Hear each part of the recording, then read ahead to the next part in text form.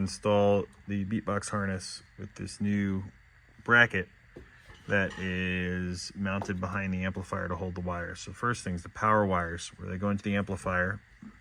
You're going to use 4 zip ties, 2 per wire here, through the bracket to hold the wires securely to the bracket when they're tightened into the amp, so that if the wires are pulled on at all, they don't damage the amp, they don't come out of the amp. It keeps everything very secure and connected well.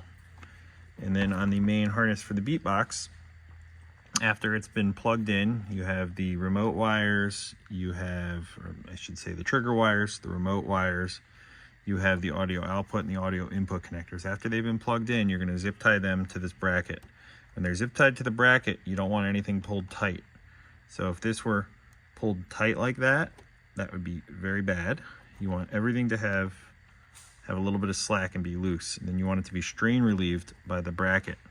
So for the input wires and the subwoofer wires, we're going to use 2 zip ties, one here, one here.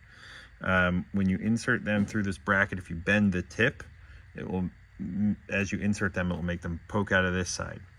And then on the output wires here, along with the remote and the trigger wires, we're going to use another 2 zip ties. Don't use this 3rd slot. If you use the 3rd slot there, it actually makes it a little too hard for this to be flexible. So 2 zip ties here to hold these wires in place. Again, everything is loose between the connector and the zip tie. We don't want anything to be pulled tight between the connector and the zip tie. You can also put another small zip tie here if you'd like to hold all this together. And then these will now, this is upside down obviously, but the seat base, when this is installed, these will be coming out of the side of the seat base. So if this is down in the van and this is towards the center of the van, these will stick out of the side of the seat base like this and be held securely to this bracket, which is bolted behind the amplifier.